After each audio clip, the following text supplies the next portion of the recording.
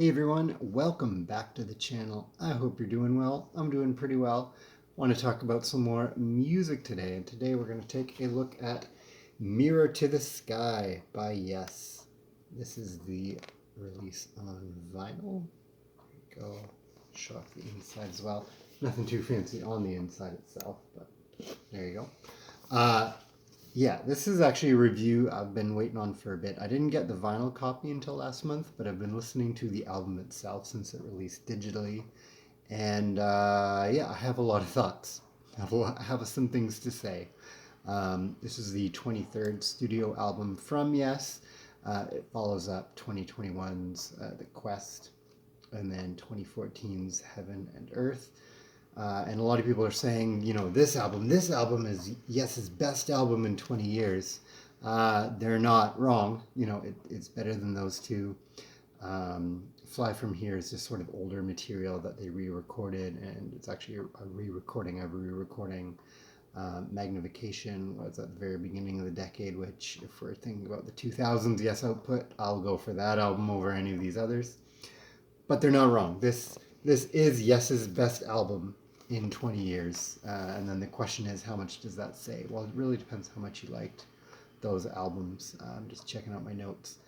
I think, it's a lot of people, they're contentious about this new Yes lineup, saying, it doesn't have John, it doesn't have Rick, it doesn't have, the thing about Yes is they've sort of always been a rotating door band. I mean, there are classic albums that do have a lot of the same classic members, and even then there's a lot of rotation in and out. But the lineup you get with Drama is different than what you get with their '80s lineup, even their earliest work. Without Rick Wakeman, or later with Alan White instead of Bill Bruford. So I think if people kind of criticize this without really listening to it just because of the lineup, I do think they're missing out.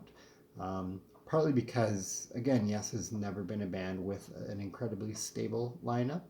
Um, but also, there is a lot on here to love and to like and to talk about. And I think for people that just kind of write it off right away, they're missing out. Um, so I think obviously the notable things are Billy Sherwood, who is on the Quest, and Jay Shellen, who's sadly taken over drum duties as Alan White passed away during the recording of this album and prior to that. However, both were longtime contributors to the band, not especially, but notably Jay Shellen, who had drum duties on some of their more recent live recordings. And you can tell when you listen to some of those live recordings, unfortunately, you could tell when it was Alan White drumming. As a whole, the band kind of wasn't totally in sync, but certainly the drums were lagging behind. But you can tell on those recordings when it was Jay Shellen kind of putting in, and you can tell on here too, the drumming does have some more life into it, especially on the more rocking tracks, which is pretty good. The one thing I will note though is actually Jeff Downs, who's a great keyboard player. He's not like a virtuoso. He doesn't ever do a lot of the trinkly bits that a lot of the past keyboard players with Yes have done. It's not that he's low in the mix, he's just not featured a lot, especially with vocals, which we'll get into, but he does do a lot of vocal work in his other projects. So it's odd that they didn't, tack him onto here to do some of that vocal work. Generally, though, in terms of instrumentation, this is a really nice sounding album. I like it more. It's got a bit more soul than The Quest. It's got much more energy than Heaven and Earth. It still sounds a little digital. It's been mastered for Dolby Atmos. I don't have a system that would take advantage of that, but that's the scenario here.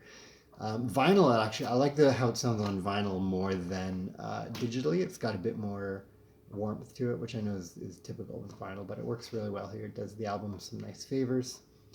As well, this uses the Fame Studio Orchestra again, that was featured on The Quest as well. The Quest, it wasn't really notable. The Quest was outside of like one or two songs, The Ice Bridge and a few others here and there. It wasn't a great album. Here, it's done really well. It does remind me of Magnification, and not just because that also had an orchestra instead of a keyboard player. But just in the interplay, they're not really blending it. It's not like symphonic Yes, where they've done arrangements to classic songs. and brought them into this play. I would say this is more, the band plays their song, then we get a bit of instrumentation. There's here and there elements where they're working together, but usually it's kind of separate, but it works well here.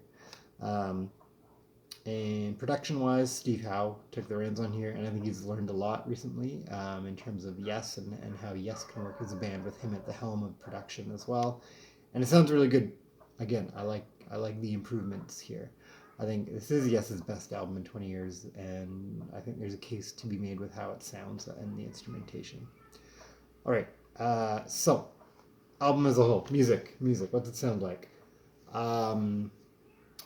Let's take the drama lineup and some of the poppier elements. Get rid of Machine Messiah. There's nothing quite that heavy. That's a great song. There's nothing quite that heavy on here. The rest of that album, take that lineup, blend it with a lot of the work done on like Talk album, which again I think is overlooked. Production-wise, Talk is a great album. There's a couple cool prog tracks on it, but I think take drama, take Talk, mush them together. I think that's kind of what you get on here. In a really cool way. If you detest both those albums, you're probably not going to like a lot of what's on here. Maybe here and there, but generally speaking, if you like the sound of that, you like here. So we start with the album, or we start with the track Cut from the Stars, just over 5 minutes. It's got a lot of good hooks to it. It almost, which is a weird thing to say for a Yes song, and some of the Yes songs on this one, but it feels like it was a little rushed, a little hurried. There could have been times where it could have been left to breathe more, which is a weird comment to give a prog rock band, especially one with some tracks on here that suffer the opposite problem. But there's a lot of really good hooks that I think could have been developed more into kind of structural themes than later. Next up is All Connected, 9 minutes long. That I feel like is about 3 minutes too big. It's okay. It's calm. It's a slower number, but it's fun. It's breezy. It's upbeat. But I think about 3 minutes too long. I think the hooks and the themes get their point across, 6-7 minutes in. And then what else do we got on here? I'm just double checking the notes. It's got some hooks. Luminosity is probably the more kind of successful track on here. That's 9 minutes as well, but it feels well deserved. It's also kind of light and breezy, but in a different way, a little more energy, especially the drums. But I feel it's deserving of that 9 minutes. It doesn't feel like they're just lengthening a track just to lengthen a track. It kind of reminds me of something you might find on The Ladder, which is a good album. That was like 99, I think, so not quite 2000s, but The Ladder also had some weird pop experiments, but some good prog stuff, and Luminosity feels like something that would have been at home there. After that is on side B, Living Out Their Dream, which I guess is like the label's push for a rock track. It's under 5 minutes. It sounds like a roundabout light, or like a roundabout light. Like it feels like one of those checkbox songs. They were told to do something and you can tell what they're doing. I don't detest it as a lot of other reviewers that I've listened to and read do, but it doesn't add a lot to the album. It's okay. Like it feels like something that would have been on Talk, in a way that it's like, oh, that was a rock song by a band that doesn't do this entirely that well. Cool. Next is the title track, 13 minutes and change. Actually, well, almost 14 minutes. That I think is probably the best song on the album. It's really rocking. It's energetic. It's boisterous. It kind of makes you think that, like, oh, you know what? Maybe Yes still has it in them to do a couple of great tracks. The Ice Bridge, writing credits and controversy aside, is a great track.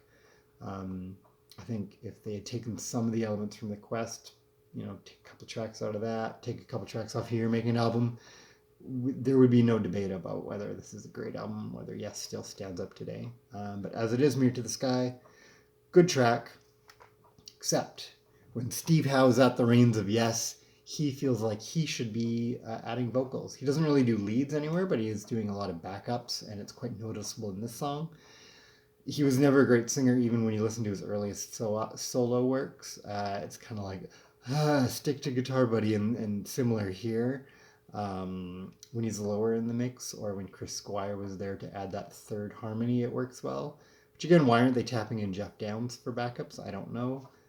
John Davison as a vocalist takes some getting used to, and yes, I think his voice is almost too perfect. John Anderson, while also very angelic in a lot of the same ways, did have a bit of kind of a rasp to his voice that I think John Davison doesn't, and it's missing here. But he's a great vocalist in his own right, but a bit of rasp I think would add a lot to this track. Then the album proper. The album also has bonus tracks, which that's the thing. If we ever do a rant, why do albums have bonus tracks when every edition of the album has those bonus tracks? You know, it's not like a regional variant. You know, Japan often gets bonus tracks. It's not like a reprint or reissue. Anyway, calm down. The album proper ends with the track Circles of Time, which is really, it's got a nice hook. It's kind of a, what is it, 4 minutes, 54 seconds. I like it. I like it and I don't. I think it's a really nice way to end the album. It's a very pretty sounding song. It's just pleasant. It feels nice. Lyrically, it's kind of groany, but it's memorable. The hook is memorable. The chorus, but it's not winning any awards. But I would prefer to listen to that over Living Out Their Dream. Living Out Their Dream is the more energetic song. It's a bit more rocking. Like Circles of Time, I just like more as an album closer. Then we get to the bonus tracks. Of the three, the only one that I really like is Unknown Place, which is 8 minutes. It's on side C, which again for a vinyl release, so A side, B side, almost 20 minutes-ish I get. And then they could have just done like a one-sided for this. You know, it's side C is an 8-minute track, side D is a 4-minute and a 4-minute track. You could have done like a one-sided vinyl with something cool on the other side, or just one-sided. Whatever. Unknown Place feels really good. It's like really energetic. I think does a lot of the same stuff that the title track on here does. It brings a lot to the band, and it's another like, oh, they just still got it. Okay, cool. I can be with this. You know, it might be a great live track. And it also brings in the keyboards, which have been missing predominantly throughout the album. Here and there, when they come in, you're like, oh, thank goodness, that's great. But they're featured heavily on that track, which I like.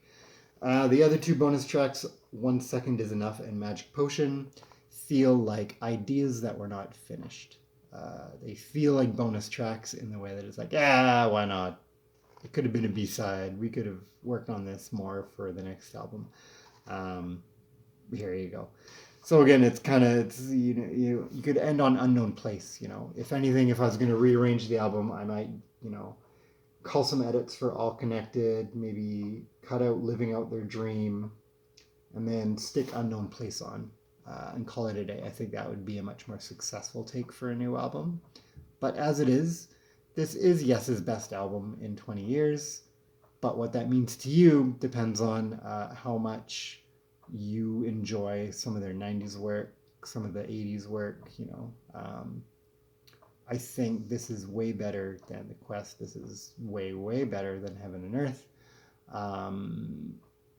But is it even better than things like Talk? It's better than Open Your Eyes, which is another 90s album. But is it better than Talk? Yeah, for me, I like it more than Talk. This is a bit more progressive work in it than Talk, but Talk does have a really nice production sound to it and some great tunes. But generally, I'll probably be listening to this one more than I will Talk. So it's got, again, some great Roger Dean artwork. The font is kind of weird too. That's nitpicky. I'm not buying time, but the font is kind of weird for it. Anyway, that's the review. Yes, Mirror to the Sky, their 23rd album. Big lineup changes, partly because it's an aging band now, not because of personnel issues. It's a good album. I think it's worth a listen. Even if, let's say, you don't want to buy it, you just want to check out a couple tracks. I would say check out Luminosity, Mirror to the Sky, and Unknown Place. The rest, you could understandably pass up, but those 3 tracks, I think, if you give them a shot, despite what you might think about the lineup, you'd go, oh, cool. they still have something to offer. And for a band like Yes, that's been around for as long as they have and have, given as many musical gifts as they have, that's really cool that they're still able to do it with a good attitude. So, Yes, Mirror to the Sky, give it a listen, and I will catch you next time.